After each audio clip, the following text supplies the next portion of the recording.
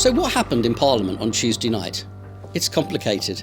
MPs voted in a series of amendments to declare that they will not support a no-deal Brexit. Unfortunately, they also voted to deny themselves the tools to stop it happening.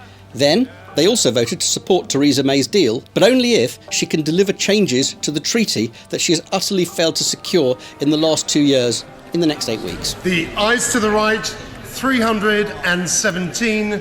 The noes to the left, 301. So where does this actually leave us? The simple answer is, it leaves us probably doing this all again in a fortnight.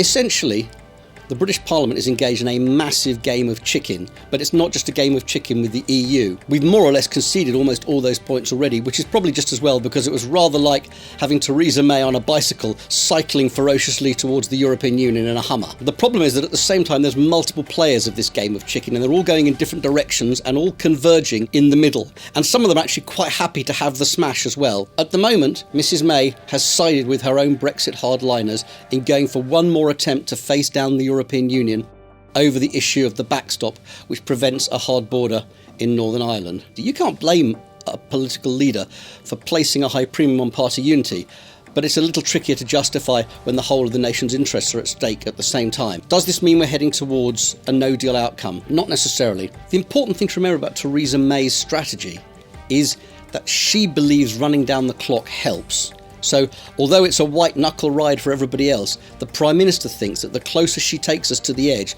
the more chance she has of getting a deal. But she knows that if too much time elapses, she is going to have to get a deal through with the support of Labour and other opposition party votes. A deal much less to her liking and much less to the liking of her party, but one that at least spares the country the risk of the cliff edge. And even if her hardliners don't think it, Mrs May certainly believes that if the Conservatives take the country over an economic cliff edge, they will be out of power for a generation because the voters will not forgive them for the economic chaos that follows.